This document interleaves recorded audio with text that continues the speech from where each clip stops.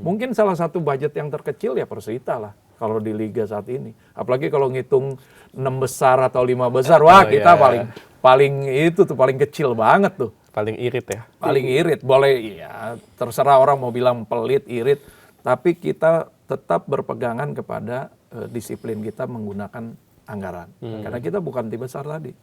Tadi Bang Jaki kan nyebut-nyebut masalah salary, masalah budget. Yang saya tahu ini Liga Indonesia nih Bang ya. Klub-klubnya tuh berani bayar gede. Dulu saya pernah dengar wawancara Taisei Marukawa, itu ada pilihan dari Eropa dan dari Indonesia. Dia pilih Indonesia dulu Persebaya tuh, karena gajinya lebih gede ketimbang Eropa bahkan. Walaupun Eropanya Eropa pinggiran lah ya. Begitupun pemain-pemain, ini yang salah satu alasan kenapa pemain kita banyak yang males abroad gitu loh. Karena gajinya gede. Mungkin ya, mungkin gaji-gaji Asnawi kalau dia main di PSM Makassar gitu ya, dengan saat ini dia main di abroad di Thailand mungkin lebih gede kalau dia main di PSM. Begitupun Pratama Arhan. Lah itu benar nggak tuh Bang kayak gitu Bang? Makanya ini kan dunia profesional ya. Tadi saya nggak bisa katakan kalau udah mengenai budget pemain itu ya udah kantong masing-masing klub nih. Ada yang berani bayar besar gitu ya. Bahkan ditambah lagi lebih besar lagi dengan kondisi yang terbatas dari klubnya mereka ya. Siapa yang mau ini ya, dari Persib kan bisa bawa rombongan tuh ke Maluku United ya kan, Maluku United. Nah, tentu kan ada offer yang lebih besar lagi di sana. Begitu juga dengan kekuatan finansial dari klubnya masing-masing. Kita, kalau saya melihat ini ya ini dunia profesional tadi. Makanya ya tidak menutup kemungkinan pemain-pemain naturalisasi kita juga akhirnya tergiur main di Indonesia. Karena tadi perkembangannya sudah sangat luar biasa sekali. Mungkin salah satu budget yang terkecil ya Persita lah kalau di Liga saat ini. Apalagi kalau ngitung 6 besar atau 5 besar, wah kita paling kecil banget tuh. Paling irit ya? Paling irit, boleh ya terserah orang mau bilang pelit, irit. Tapi kita tetap berpegangan kepada disiplin kita menggunakan anggaran. Karena kita bukan tim besar tadi. Ya, tim yang dimana sponsor bisa datang berbondong-bondong gitu ya, perebut. Kita ini harus effortnya itu ke sponsor itu sangat luar biasa. Makanya tadi branding stadion itu menjadi salah satu daya tarik kita ya. Kemudian juga engagement sama yang hadir, penonton yang hadir maupun yang luar, itu kan menjadi challenge buat kita. Berbeda dengan klub-klub seperti Persib, Persija yang memang dari dulu juga perserikatannya didanai oleh APBD provinsi. Ini kan juga kelasnya udah beda nih dulu nih. Dari zaman perserikatan tuh udah beda kelas juga. Mereka APBD-nya APBD provinsi, kita APBD-nya hanya sebatas APBD kabupaten. Nah, jadi memang tantangannya kemudian adalah buat liga kita sih ini menjadi sesuatu yang menarik. Karena bayangin aja Kurzawa bisa main di Persib di Indonesia. Dulu ada Asian di Persib juga. Di Persija kita pernah punya siapa yang dari Afrika tuh yang dari dulu yang pemain Piala Dunia juga Roger Mia. Ya. Pelita Jaya. Pelita Jaya. Ya. Terus kemudian juga ada beberapa pemain asing yang pernah bermain di kita juga. Nah, ini sebenarnya menjadi daya tarik. Hanya memang kita kan lupa bahwa kita pernah disuspend oleh FIFA. Iya, betul. 2015 makanya liga kita poinnya jauh rendah sekali sekarang. Itu kan akumulasi. Ketika kita disuspend itu 2014 sampai 2015 sampai 2017 itu kan dampaknya damage-nya sangat luar biasa sekali. Makanya yang sekarang ini jangan mudah sekali minta ganti organisasi lah, PSSI lah. Ya kecewa ada ya, tapi bukan, kalau kita lihat perkembangan sekarang ini sangat luar biasa sekali sebetulnya PSSI kita ini ya. Bicara soal persaingan di Liga 1, Super League namanya ya. Siapa klub yang menurut Bang Zaki ini saingannya Persita Tangerang saat ini? klub mana aja? Wah, semua juga challenge-nya sama. Yang paling rival banget nih? Yang paling rival banget sekarang. Kalau dulu kan ada Persikota. Iya, Persikota. Kalau dulu ya. Kalau dulu.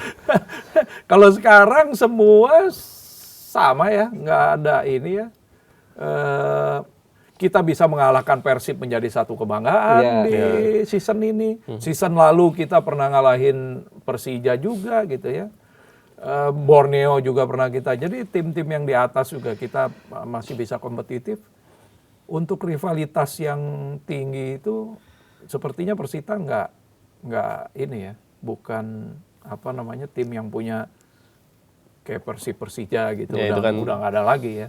Karena dulu satu-satunya lawan yang nggak boleh kita kalah itu ya Persikota. Karena udah nggak ada deh. Udah di bawah lah. Ada Persikota masih di level masih di mudah-mudahan masuk ke Liga 2 nanti. Kalau dia masuk kan seru lagi tuh kalau dia masuk. Iya, tapi sekarang kan infrastrukturnya siap nggak Persikota?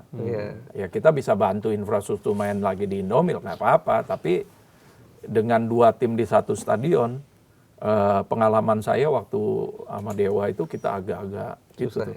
Iya, karena akhirnya kan damage-nya ke pitch ya. Oh iya benar juga ya, di pitch-nya itu ya. Di pitch-nya jadi acak-acakan gitu. Walaupun sekarang juga Dewa kita berikan kesempatan untuk memakai stadion kita, ya kita berbagilah, nggak ada masalah juga kan ini. Meskipun nggak ada rivalitas yang khusus ya, tapi laga terakhir yang sempat lawan Persija ya? Iya Persija, terus ada gol yang dianulir itu. Lawan Persib ya? Lawan Persib ya, betul. Ada gol Persib dianulir, nah itu kemudian ada beberapa gol kita yang clean juga tiba-tiba dianulir karena ada pelanggaran yang jauh di belakang. Aduh, udah deh. Nah itu menyikapi gol yang Persib ya? Lawan Persib yang dianulir. Nah, itu gimana menurut Bang? Kita selalu kritis kepada komisi wasit. Oke. Dalam artian kritisnya itu untuk memberikan mereka masukan dalam perbaikan ya kualitas wasit kita. Banyak momentum-momentum yang terjadi. Ini jangan lupa nih 2 kali 45 menit ini momentum di lapangan itu, aduh, biar kata cuma 1-2 menit itu sangat vital sekali loh. Pertandingan terakhir kita lawan lawan Dewa kalau nggak salah itu. Yang tertunda hampir 4 menit karena main cuma 10 pemain. Dibilang ada pemain asingnya udah 7, padahal pemain asing yang main baru sisa 5. Karena 2 udah kita tarik di pertengahan.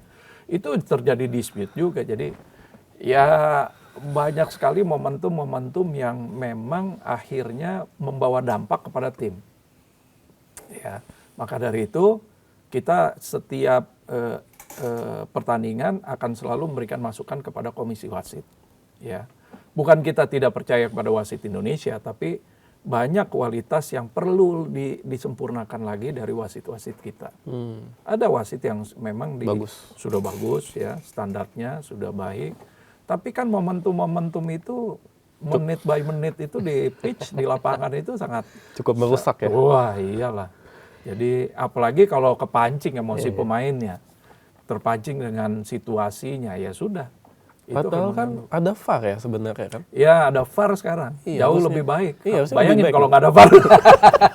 Malah gitu jadi. Ada VAR-nya aja masih. Nah, di Persita sendiri kan ada beberapa pemain muda, beberapa pemain binaan, ada beberapa pemain lokal timnas lah kayak hoki. Ada nggak